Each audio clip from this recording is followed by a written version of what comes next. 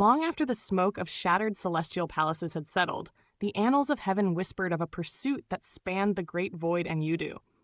In recap, Tales of Hurting Gods, Chapter 1265, Chapter 1269, Qin Mu chased the staggering Celestial Venerable Hao through camp after camp, leaving chaos in his wake and forcing even the mightiest generals into a trembling indecision. Tai Su, the formless yet radiant goddess, lent her mysterious aid, restoring Hao's broken celestial palaces while binding him in subtle threads of control. Meanwhile, son of Heaven Yin wrestled with duty and fear, torn between the safety of his armies and the lives of his allies.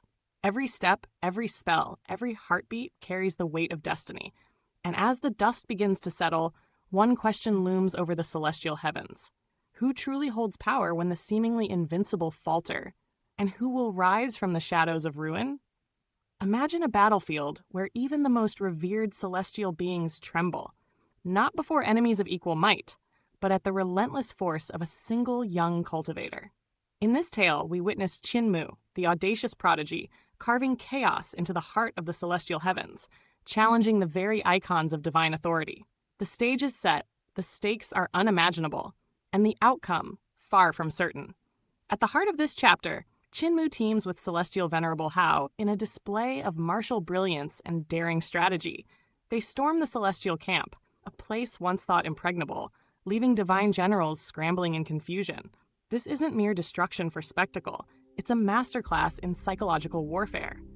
By forcing Hao into visible vulnerability, Qin Mu isn't just fighting him, he's exposing cracks in the celestial hierarchy itself. When the gods watch their number one venerable forced to flee, even for a moment, the seeds of doubt and fear take root. Now, Celestial Venerable Hao's flight is more than a desperate escape. He's a legendary figure, the mentor behind the creation of divine arts. In the lore of cultivation, his fall is seismic. It challenges the celestial order and forces other powers, including Son of Heaven Yin, into impossible decisions. Why? Because in this world, failing to protect a figure like Hao carries not just political consequences, but moral ones. A death in battle is tragic, a loss of face, catastrophic. And yet, Hao is cornered, battered, and near his limits. He disperses 26 celestial palaces just to maintain even a sliver of his fighting edge, demonstrating both the brutality of high-tier cultivation and the stakes of survival in the upper echelons of divine power. From a tactical perspective, Qin Mu's brilliance lies in his dual strategy. He exerts relentless pressure while simultaneously undermining Hao's image. It's a calculated move, revealing an understanding of the Tao heart, not just the body, not just martial skill, but the core of a cultivator's spirit. By eroding Hao's aura of invincibility, Qin Mu plants fear among the watching gods, ensuring his actions echo far beyond the battlefield.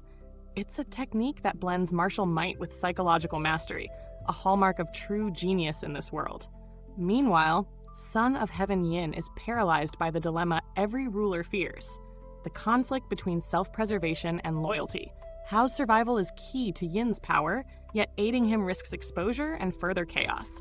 This tension reflects a broader theme in Xianxia storytelling: the fragile balance between authority, reputation, and the uncontrollable forces of fate. Yin's hesitation, punctuated by the sudden drumbeat of war elsewhere, adds layers to the narrative. Qin Mu isn't just challenging Hao, he's forcing the entire celestial system to react, to fracture, to make impossible choices. And then comes the dramatic twist, a moment of mystical intervention. Hao, on the verge of collapse, is offered a path to recovery by a mysterious, gentle voice. This isn't merely a plot device. It's a reflection of Xianxia motifs where Tao paths and external forces intersect. Hao's temptation is immediate: the chance to restore lost power, to heal fractured celestial palaces, to rise unimpeded. Yet, it also casts a shadow of suspense. Who is this voice, and what price accompanies such power?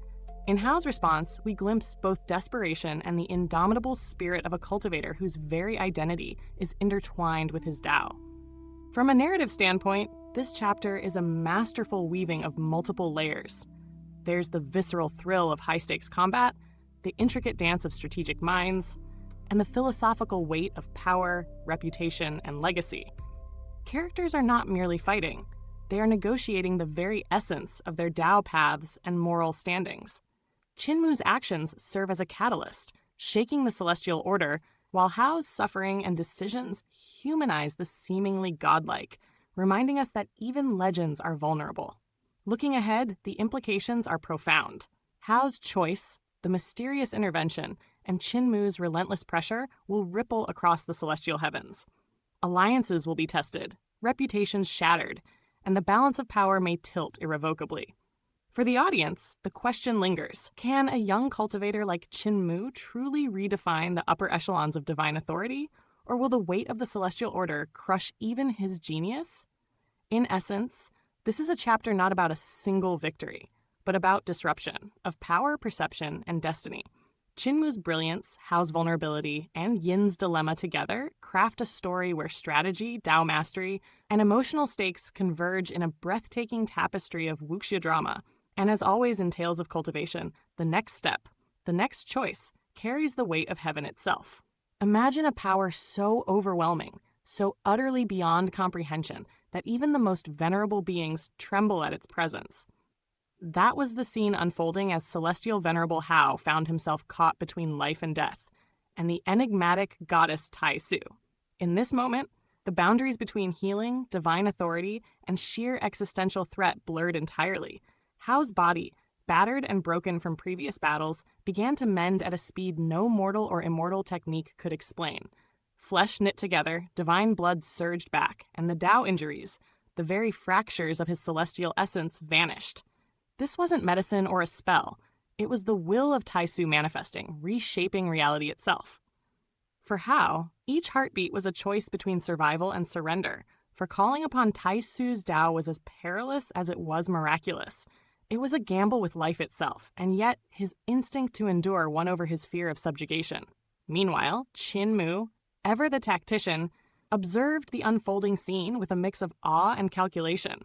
The presence of Tai Su, a pre-celestial god born from the ancestral quartz mine, meant that any interaction could tip the scales of power catastrophically. And yet, Qin Mu understood the necessity. If Hao did not harness this power, death would be inevitable. Here we see a critical lesson in Xianxia cultivation. Sometimes the path to survival demands humility, even submission, to forces far beyond one's understanding. But Tai Su was not simply a healer, she was a judge of cosmic consequence. Her light enveloped all, a radiant display of divine authority, and even Qin Mu could not escape its scrutiny. This was not just a battle of bodies, but of wills, a confrontation where promises, debts, and cosmic pacts intertwined. When Qin Mu invoked the Tai Shi egg, attempting to summon an ally, it became evident how fragile these alliances were. Tai Shi, for all his potential, proved utterly incapable of opposing Tai Su's great Tao. This contrast illuminates a recurring theme in tales of herding gods. Birth and power are not equal, and even ancient beings may be powerless before a true celestial force. The confrontation escalated into a cosmic dance of energy and space itself. Tai Su's divine light transformed into a colossal bell, reminiscent of primordial chaos, containing the power to unravel the heavens. Qin Mu's desperate maneuvering, leveraging Tai Shi's egg, revealed both his cunning and the limits of strategy when faced with such overwhelming force. The bell became a cauldron, distorting heaven and earth, and for a moment, the very fabric of reality seemed to twist under the weight of these ancient powers. Here, the narrative conveys a profound cultivation truth. Mastery over Tao is not merely about strength, but about understanding, timing, and adaptability. Amidst this chaos, a moral and strategic choice emerges. Tai Su appeals to Qin Mu, reminding him of their prior alliance against Tai Chu. Yet he opts to pivot his allegiance, choosing pragmatism over prior commitments. This moment highlights Qin Mu's growing sophistication. He navigates a world where loyalty, power, and survival often collide, and where the wrong choice can mean obliteration.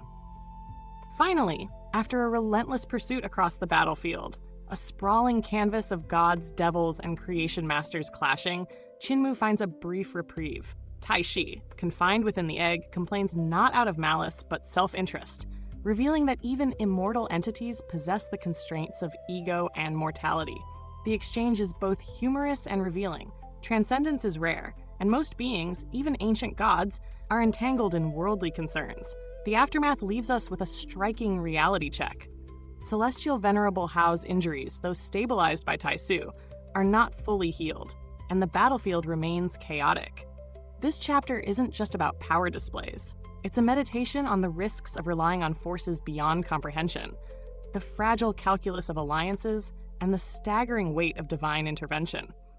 It forces us, as readers, to confront the true cost of survival in a cosmos governed by incomprehensible Tao. As we step back, the question lingers: how will Qin Mu navigate this tangled web of gods and ancient powers? And more importantly, what price will be exacted when one borrows the strength of a primordial force to alter destiny itself? In the realm of Xianxia, the answers are never simple, and the consequences always far-reaching. Imagine a world where the very heavens bend under the will of ancient powers, where celestial palaces, each a cornerstone of godly might, can be shattered or restored with unimaginable skill.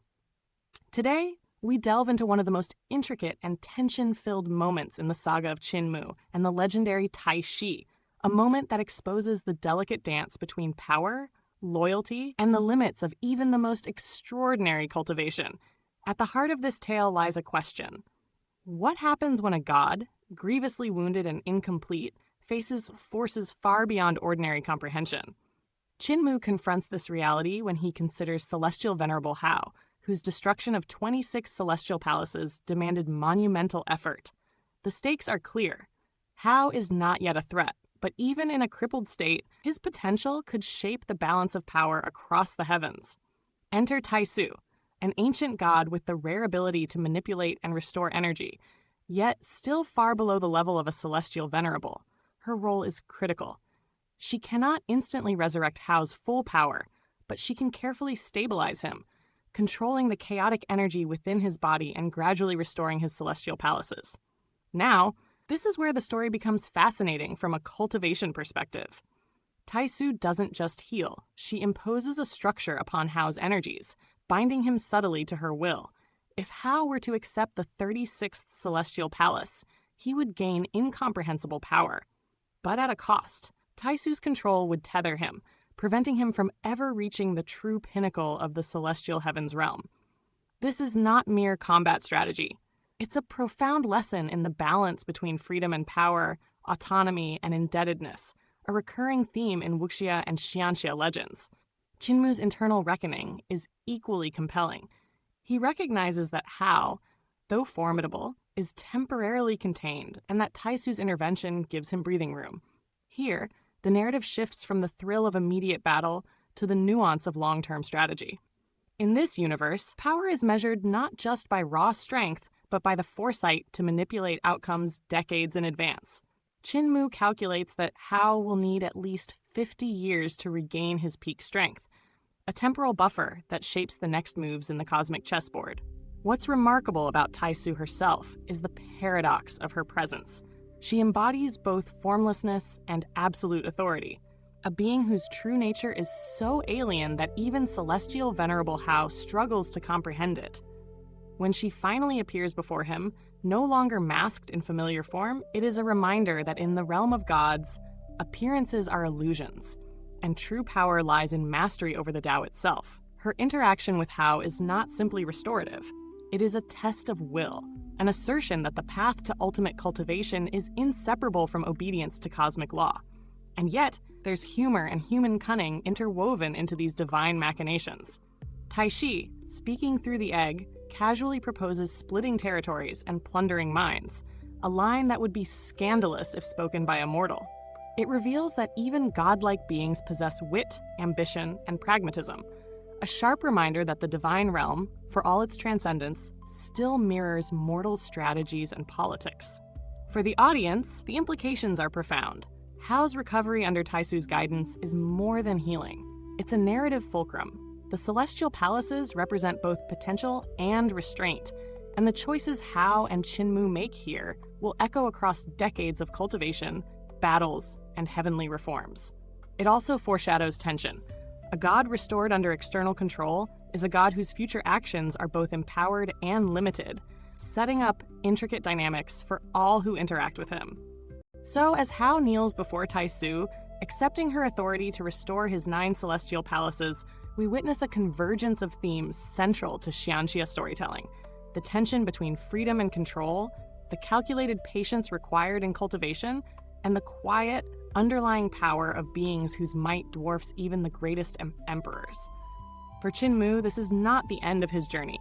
It's a calculated pause, a strategic moment to regroup and prepare for challenges yet unseen. And one cannot help but wonder, when Hao eventually regains his full power, will Tai Su's subtle chains hold, or will the heavens themselves tremble under the ambitions of the son of Tai Chu? This is the kind of suspense that keeps us tethered to the legend, questioning not only who will triumph, but what sacrifices are demanded by the pursuit of ultimate power. Imagine a battlefield where even the gods themselves tremble, where the fabric of reality bends under the weight of ambition, vengeance, and celestial might. This is where our story begins, with Celestial Venerable Hao, battered, broken, yet clinging to the fragile threads of his power. After a harrowing encounter that nearly shattered his 9 celestial palaces, Hao experiences a miraculous recovery, not through his own strength, but by the mysterious Tai Su. Here, we witness a crucial theme in Xianxia.